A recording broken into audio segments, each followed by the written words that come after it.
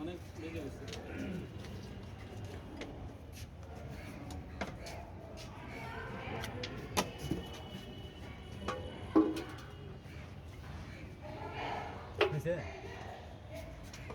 একটু ভালো যন্ত্র। এই ইব্রাহিম দেখো কারা আসতেছে, অ্যাটেন্ড করো।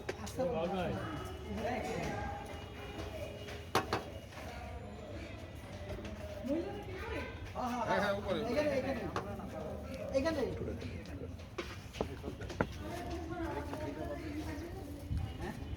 আল্লাহ তো বুঝতে না উঠাবে